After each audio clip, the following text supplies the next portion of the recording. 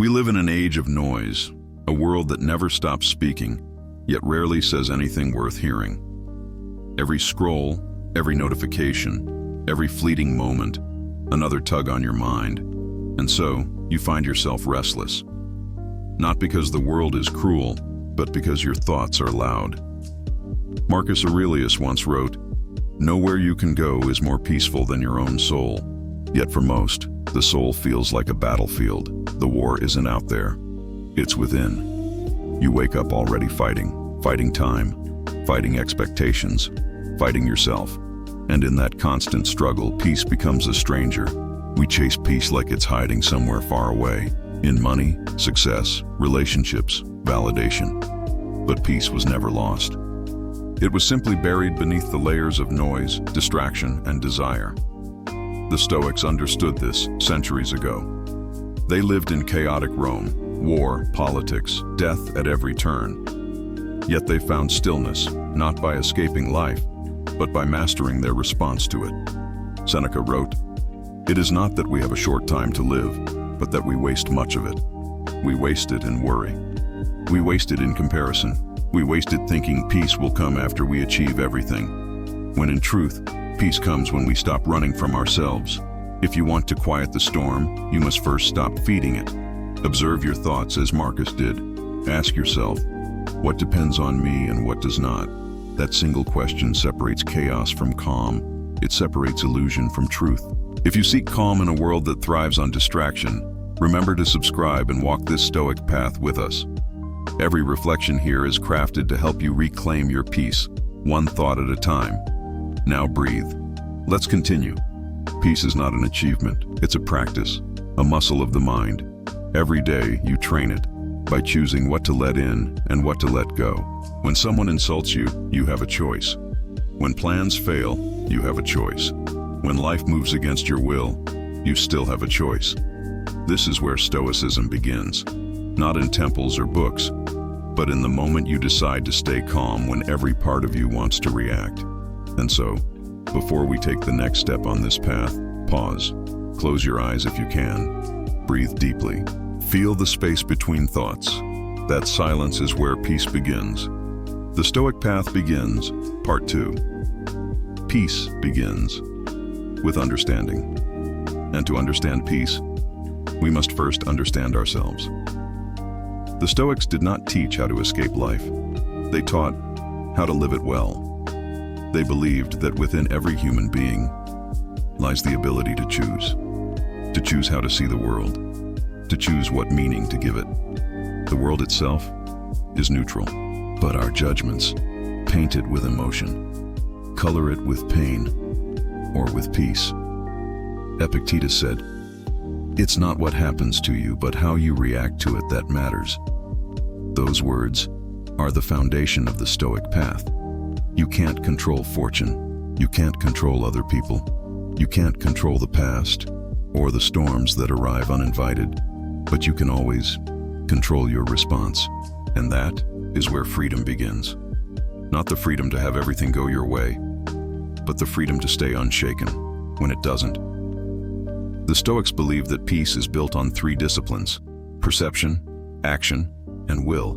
To see clearly, to act rightly, to endure and accept what you cannot change. Every day, life presents you with tests, some loud, some quiet. Someone cuts you off in traffic. A plan falls apart. A person you trusted disappoints you. These moments are not interruptions to peace. They are the training grounds of it. To walk the Stoic path is to live deliberately, to pause before reacting, to measure your thoughts, and to ask yourself, does this deserve my peace? If it doesn't, let it go. You'll notice that most things don't. Living this way isn't about being emotionless. The Stoics were not cold statues. They felt deeply, but they learned to guide emotion with reason, not be ruled by it. Epictetus was born a slave. Marcus Aurelius was an emperor. Different worlds, same philosophy.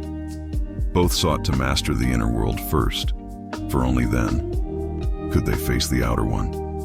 If you seek that same mastery, Take a moment now to look inward. What disturbs your peace most often? Is it fear of failure? Desire for approval? Attachment to control? Whatever it is, name it. Because what we name, we can understand. And what we understand, we can overcome. If this path speaks to you, remember to join us on this journey. Every reflection you listen to brings you closer to stillness, closer to the unshakable mind the Stoics lived by. The road ahead is long, but it is clear. Each step will strip away illusion until all that's left is you and peace. Perception. It is the lens through which you see the world. It shapes your thoughts, your emotions, your reality. Two people can live the same moment and walk away with completely different stories. One sees misfortune, the other sees growth. The world didn't change, only perception did. The Stoics knew this truth well. They built their peace not by controlling events, but by mastering how they saw them. Marcus Aurelius wrote, "You have power over your mind, not outside events. Realize this, and you will find strength.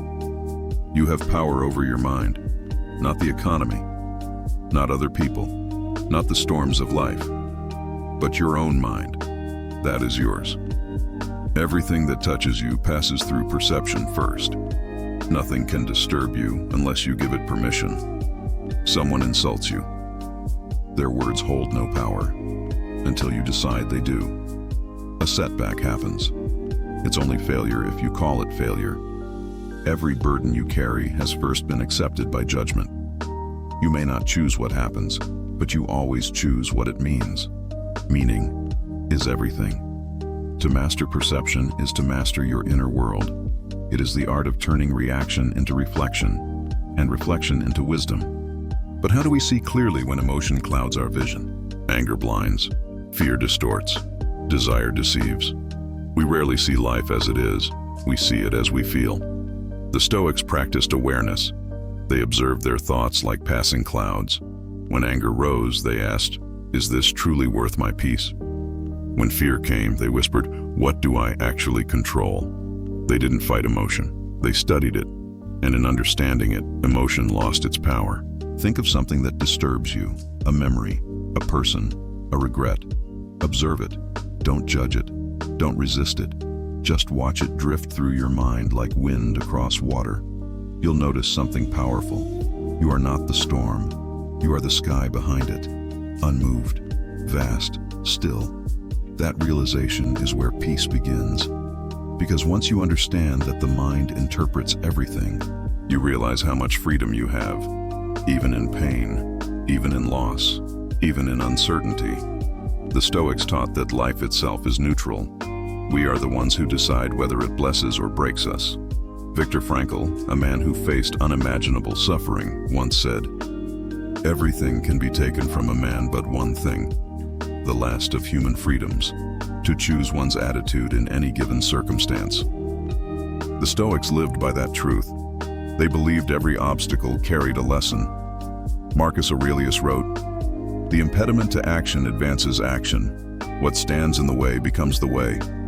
What stands in the way becomes the way." Every hardship becomes a teacher. Every loss becomes a lesson. Every challenge becomes a chance to strengthen your perception.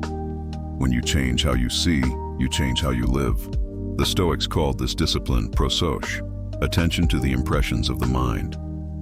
They trained themselves to pause before believing their thoughts. When something disturbed them, they would stop and ask, "Is this within my control? If not, why am I giving it my peace? Am I seeing this as it is, or as I fear it to be?" That single pause, that breath of awareness, is where wisdom begins. Imagine living that way, where no insult pierces you, no event defines you, no emotion drags you. You meet everything with calm clarity, with balance, with strength. That is what it means to master perception, to see without illusion, to feel without drowning, to act without haste. When you live this way, the same world others curse becomes your classroom. You begin to see lessons where others see loss. You begin to see beauty where others see burden. Every disappointment teaches patience.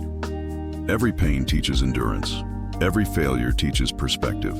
And slowly, the mind learns to rest in understanding instead of reaction. You start realizing life was never against you. It was always trying to teach you to see clearly. The Stoics did not reject emotion. They respected it. They simply refused to let it rule their peace. When you no longer overreact, you no longer oversuffer. Your mind becomes like a lake, still, deep, and clear. Disturb it and it ripples. But in time, it returns to calm. That is perception mastery. Not to stop the ripples, but to let them fade without fear. Marcus Aurelius spoke of a citadel within, a fortress of reason, unbreakable and eternal. No insult can breach it, no loss can shatter it, no chaos can corrupt it. Ask yourself, what weakens your citadel? What illusions steal your clarity? Is it pride, fear, attachment, expectation? These are the thieves of peace. They twist perception into suffering. The Stoic answer is simple. Don't wish for an easier life. Train for a clearer mind. You cannot always control what happens, but you can always control how you see it. And when you see things as they are, not as you want them to be, you find stillness. Because peace does not come from a perfect world. It comes from perfect understanding. The next time life challenges you, pause. Don't rush to label it. Don't rush to complain. Ask yourself, how might this serve me? What can this moment teach me? What strength can I build here? Soon, you'll notice something beautiful. The same world that once broke you now begins to build you. The same challenges that made you weary now make you wise. You'll see that nothing is wasted. Every event, good or bad, is a piece of your awakening. Perception transforms pain into purpose. It turns confusion into clarity. It turns chaos into calm. This is what it means to walk the Stoic path. Not to escape life, but to see it clearly. To look upon every storm and say, this too is part of the way. You cannot choose the winds, but you can always choose how to sail.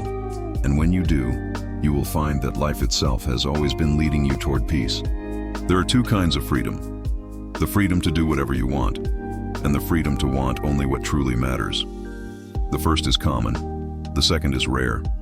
The Stoics taught that most human suffering comes not from what happens, but from what we want to happen. We spend our days chasing comfort, approval, and control, yet every desire ties us to something we can lose. Seneca said, "If you would make a man happy, add not to his riches, but take away from his desires." The more you want, the less free you become, because every desire becomes a chain of what if only, and when I have. We think happiness lies on the other side of achievement, but peace comes when you stop believing that it's somewhere else. The discipline of desire begins when you stop asking, "What do I want from life?" and start asking, "What does life want from me?"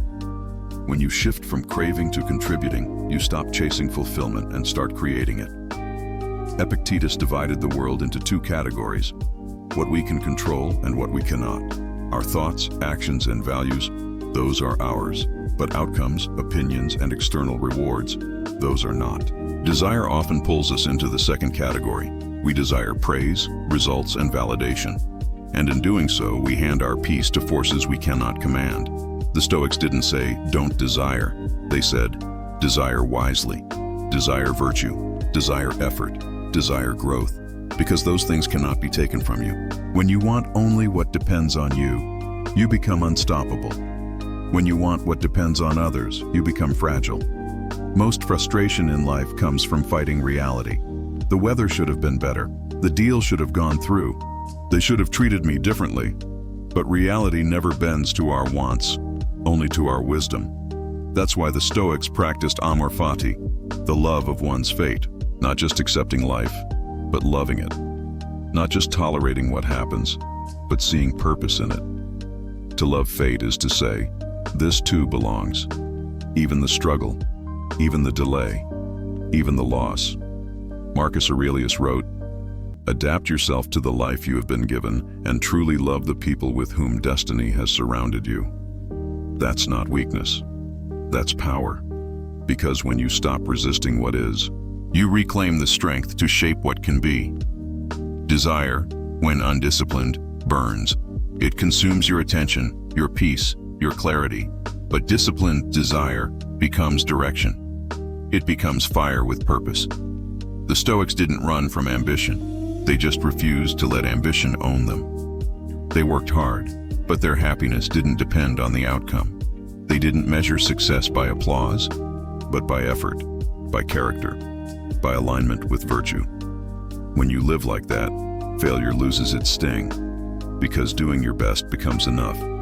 You realize you never had control over the finish line, only the steps you take. And in those steps, peace lives quietly. Epictetus said, "Seek not that events should happen as you wish, but wish them to happen as they do happen, and your life will flow smoothly." That is the discipline of desire, to want what happens, or at least to make peace with it. It doesn't mean you stop caring. It means you stop clinging. You still move, you still strive, but you do it freely, without fear, without need. That is true strength. To love without attachment, to act without expectation, to hope without demand. The world may still change, plans may still fail, people may still disappoint you, but you'll remain steady because your peace no longer depends on them. That's what it means to live as a Stoic, to master desire instead of being mastered by it.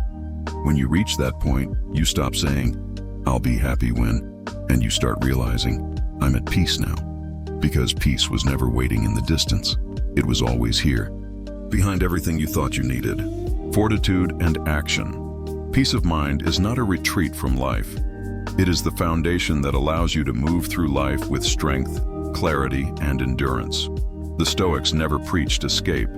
They preached engagement, the art of standing firm in the middle of storms, of acting rightly even when the outcome is uncertain, of keeping integrity when the world tempts you to abandon it. Marcus Aurelius was not a monk in isolation. He was an emperor leading an empire through war, plague, and chaos. Epictetus was not born into comfort. He was born a slave, chained by circumstance but never by spirit. Seneca lived in the court of Nero, surrounded by corruption and danger. All three faced life fully.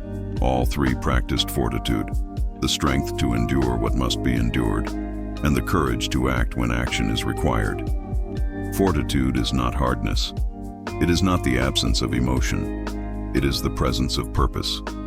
To have fortitude means to live by principles, not moods, to act on reason, not impulse. It is to wake up each day knowing that life will test you and to move forward anyway. The Stoics believe that life is a training ground for the soul. Every difficulty, every disappointment, every loss is a form of resistance.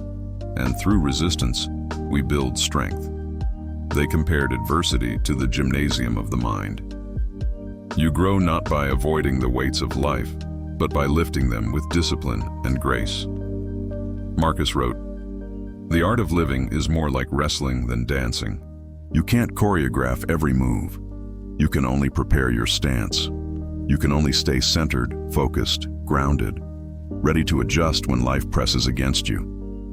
Fortitude means learning to act without needing comfort, to keep moving when the path isn't clear, to do what is right even when it costs you something. Most people move only when they feel inspired. The Stoic moves because it is time to move. Courage to act, discipline to persist, patience to wait.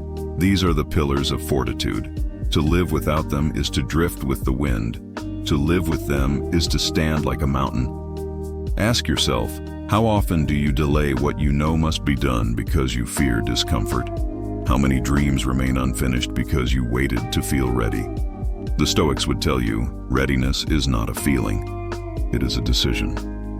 Fortitude begins when you stop asking for easier conditions and start training yourself to rise above them. A calm sea never made a skilled sailor, and an easy life never made a wise soul. Adversity is not your enemy. It is your invitation to grow stronger than your circumstances. Seneca said, "Fire tests gold, adversity tests brave men." Each challenge is a forge, each setback a flame. It burns away what is weak and reveals what is real. Fortitude does not mean never falling. It means refusing to stay down. It means learning from the fall, rising with new wisdom, and stepping forward with greater resolve. When the world seems heavy, remember, you are not meant to carry it all at once. You are meant to take one step, then another, each one guided by reason and virtue. Action is not always grand. Sometimes it is quiet persistence, doing what's right when no one notices, keeping your word when no one thanks you, showing up fully, even when no one claps. That is fortitude. To move through life as if every act, every word, every choice is a reflection of your character. Not because it guarantees success, but because it defines who you are. The Stoics knew that life rewards those who act with integrity, not because fortune is fair, but because peace belongs to those who have nothing to hide from themselves. Marcus Aurelius wrote, "Waste no more time arguing about what a good man should be. Be one." This is the call to action. Philosophy means nothing if it remains only in the mind. Wisdom must walk through the world, tested by reality, shaped by resistance. So act. Speak truth when it's easier to stay silent. Keep your word when it's inconvenient. Help others without expectation of reward. Forgive those who hurt you, not because they deserve it, but because you deserve peace. Each time you do these things, you strengthen the fortress within. Each time you choose virtue over comfort, you carve the foundation of a life that cannot be shaken. Fortitude is not about winning every battle. It's about showing up for them. It's about staying steady when things fall apart, and holding to your principles when others lose theirs. To act without fortitude is to live reactively. To act with fortitude is to live deliberately. To make choices rooted in your values, not your emotions. Even Marcus, with all his wisdom, felt doubt and exhaustion. But he still wrote, "When you arise in the morning, think of what a precious privilege it is to be alive, to breathe, to think, to enjoy, to love." He did not wait for perfect days. He made meaning out of imperfect ones, and so must we. To have fortitude is to stand in the middle of chaos and remain kind. To be tired but still honest. To be afraid but still courageous. To be uncertain but still move forward. Because action, not thought, is what completes philosophy. The Stoic path does not end in contemplation. It ends in motion. When the mind is calm and the heart is steady, action becomes effortless. You don't need motivation. You have purpose. You don't need certainty. You have trust in your reason, your training, your nature. This is fortitude. To live so that, when difficulty arises, you meet it like an old friend. You recognize its face, you nod in understanding, and you step forward with quiet confidence. The storms will keep coming. The world will keep testing you. But if your mind is disciplined, if your actions are guided by virtue, if your heart remains anchored in purpose, then nothing and no one can take your peace from you. That is the strength the Stoics lived by. That is the strength you are capable of.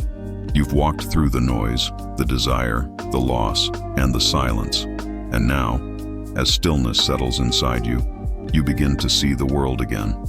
Not as chaos, but as rhythm. Not as a battle, but as balance. This is where the Stoic path leads. Not to detachment from life, but to a deeper participation in it. Peace isn't meant to be kept in solitude. It's meant to be carried into the noise. It's meant to be tested in conversation, in challenges, in movement. Because wisdom unused is wisdom unfinished. And stillness, if it stays still forever, is no longer peace. It's avoidance. Now, the world awaits you again. It's the same world as before, but you are no longer the same. Where others see problems, you see patterns. Where others see chaos, you see nature unfolding as it must. Where others rush, you remain steady. Not because you don't care, but because you finally understand what truly matters. Marcus Aurelius wrote, "Waste no more time arguing what a good man should be one." And now you see what he meant. Peace was not the goal. It was the preparation. It was the sharpening of your spirit, so that when you return to the world, you move through it differently. When people speak harshly, you respond with calm. When plans collapse, you rebuild without complaint. When things change, you adapt. Because you no longer cling to control, you've learned to work with what is. That is the Stoic way. To engage with the world fully, but not be consumed by it. To love deeply, but not depend on love for your identity. To work hard, but not let success define your worth. You start to see how rare this mindset is, how the world praises speed but not depth, how it rewards noise but not truth. And so your calm becomes your rebellion. Your composure becomes your power. Your kindness becomes your legacy. You don't have to shout to make an impact. You don't have to win every argument to be strong. You simply have to stand still in a world that has forgotten how. This is the return of the Stoic, not to the mountain, but to the marketplace. Not to preach, but to practice. Not to demand peace, but to bring it. You will be tested again. There will be days when the noise will tempt you back. There will be moments when anger rises like fire, when frustration tightens your chest. But this time, you will notice it. You will breathe. You will remember what you've learned. And in that remembering, you will not react. You will respond. You'll realize that every test is a chance to return to stillness. Every challenge is a doorway to growth. Every storm is an invitation to practice what you've become. And slowly, almost silently, you'll begin to inspire others, not through speeches, but through your presence. Through the calm in your tone, the steadiness in your choices, the peace that follows you into every room. This is what it means to live stoically. To move through the world untouched by its chaos, yet deeply moved by its beauty. When you walk with purpose. When you speak with truth. When you act with virtue. And when life ends, you will not fear it, because you will know that you lived wisely, deeply, and fully. Peace was never meant to be the end. It was the beginning. The preparation for life as it truly is. Messy, fleeting, unpredictable, and yet endlessly beautiful to the one who can see it clearly. You now understand what the Stoics saw, that life is neither good nor bad, only thinking makes it so. That peace is not found in perfection, but in participation, and that strength is not found in domination, but in discipline. So step back into the world, calm, present, awake. Carry this peace wherever you go. Let it live in your words, your choices, your silence. Because when you live from stillness, you don't just change yourself, you change the world around you. And that is the truest art of inner peace. And so, the circle closes. The noise that once overwhelmed you has softened into a rhythm. The chaos that once consumed you has become the pulse of life itself. You've walked through the storm, through anger and desire, through loss and understanding. You have reached the quiet center of your own being. And from that stillness, you see clearly now. The ancient Stoics taught that nothing truly ends. Everything transforms, everything returns. The dawn becomes day, day becomes night, and night becomes dawn again. All things move in cycles, including you. One day, you'll face storms again. You'll forget this peace and the noise will return. And that's all right. Even the calmest sea must rise again with the tide. The lesson of Stoicism was never about achieving perfection. It was about remembrance. It was about returning again and again to the center within. As the Roman emperor and philosopher Marcus Aurelius wrote, "The universe is change, our life is what our thoughts make it." And now, perhaps you understand. The world will always shift and turn, but your perception is what decides its shape. You cannot stop the turning of time, but you can choose how you meet it. This is the eternal return, not the endless repetition of suffering, but the constant rediscovery of strength. It's not a loop of despair, but the rhythm of understanding. Each morning, the world begins anew, and so do you. Each day you are given the chance to live with reason, to act with virtue, to love with clarity, and to serve with a calm heart. You will fall, you will forget, but you will rise again, stronger and quieter than before, because every fall is part of the ascent. Every setback is part of wisdom's making. Every end is part of a beginning you cannot yet see. That is the true meaning of peace, not to escape the circle of life, but to walk it consciously, to be able to look at your life and say, "Yes, I have lived. Yes, I have loved. Yes, I have lost. And still, I am grateful. Take a moment to look back. See how far you've come on this journey. The person who began this path was likely seeking peace from the world. The one who finishes it carries peace within themselves. That is transformation. That is victory. That is freedom. The Stoics had this powerful idea that the universe repeats itself infinitely, that everything that has ever happened will happen again, every sunrise, every breath, every single heartbeat. And maybe that's the gift. The chance to live this life wisely, again and again, until we finally get it right. So when this moment fades, don't just close it like a book and put it on a shelf. Carry it with you. Return to this feeling when the world grows heavy. Let it remind you of what you already know deep down, that nothing can take your peace unless you willingly give it away. And when tomorrow comes, rise as the Stoics did. Rise with purpose. Rise with calm. Rise with gratitude. Because this peace you feel is not just a fleeting moment you found. It's the rhythm you've remembered. The eternal return of the mind to its true home. The profound stillness within. Thank you for sharing this time with me. If this message resonated with you, please consider subscribing and joining our community. We have many more journeys to take together. After all the striving, after every victory and every defeat, after every ambition has burned out and every desire has quieted, there remains one final pursuit, the pursuit of stillness. Stillness isn't the absence of life. It's the very essence of it. It's what exists beneath the noise, beneath movement, beneath thought. It is the quiet recognition that peace was never out there. It was always within. The Stoics called it ataraxia, a state of calm, unshaken by fortune or fear. It isn't achieved through wealth, power, or praise. It's earned through understanding, through acceptance, through wisdom. To find stillness, you must stop arguing with the world.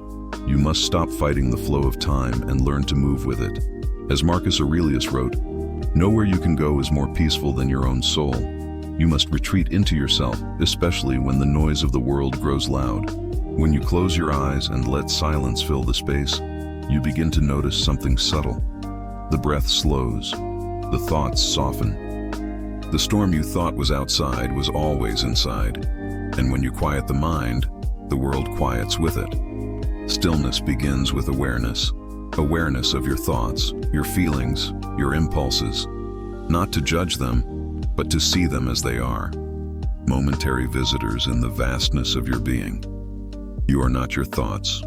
You are the one who observes them. You are not your emotions. You are the space in which they rise and fade. And once you see that clearly, you realize you were never lost, just distracted. The world has taught us to move faster, to chase more, to build, to compete, to consume. But the Stoic moves differently. They slow down. They listen. They walk through life not in haste, but in harmony. They know that peace isn't found in the next achievement. It's found in the pause between breaths, in the present moment that asks for nothing but your full attention. Stillness doesn't mean doing nothing. It means doing only what matters. It means living with clarity so that every action is deliberate, every word is chosen, and every thought is aligned with purpose. You can feel stillness even in motion. You can speak calmly in chaos. You can think clearly in noise. Because stillness is not a place, it is a state of being. Seneca once wrote, "To be everywhere is to be nowhere." The modern world pulls us in 1,000 directions, but peace lives only in one, right here. When you bring your focus back to this moment, to this breath, to this heartbeat, you are home again. Nothing outside of you can give this to you. Not people, not possessions, not perfection. The more you seek stillness externally, the further it hides. But when you turn inward, you discover it was never gone. You start to see that control was never the goal. Peace was. And peace was always available in the acceptance of what is. Life will still change. Seasons will still turn. People will still come and go. But you will move through all of it like a river flowing around the stones, calm, steady, and unbroken. Stillness gives you strength because it frees you from reaction. It allows you to respond to life with wisdom instead of panic, with understanding instead of anger. It makes you untouchable, not because the world stops testing you, but because you stop breaking under its weight. When you find stillness, you realize how little you actually need: a clear mind, a steady heart, a meaningful purpose. Everything else is just noise. You begin to live simply, speak softly, and act wisely. You stop rushing. You start seeing. And in that clarity, the world becomes beautiful again. Stillness allows gratitude to bloom. Even in hardship, you begin to see gifts. Even in pain, you begin to see meaning. Even in endings, you begin to see beginnings. Marcus Aurelius said, "When you arise in the morning, think of what a privilege it is to be alive, to breathe, to think, to enjoy, to love." That is stillness. To wake up and see life not as a burden, but as a miracle unfolding one moment at a time.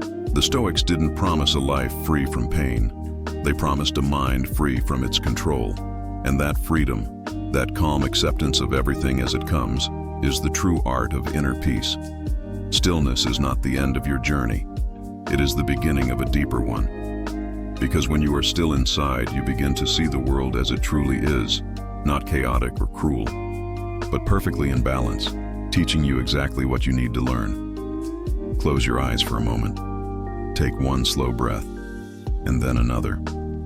Let the noise fade into the background. Let your thoughts settle like dust after a storm. Feel the space between each heartbeat. That space, that silence, is you. You are not chasing peace anymore. You are peace. And when you finally understand that, nothing can take it from you. That is the stillness within. That is the end of striving. That is the art of inner peace. Thank you for watching. If this message resonated with you, please consider liking and subscribing for more content on finding clarity in a noisy world.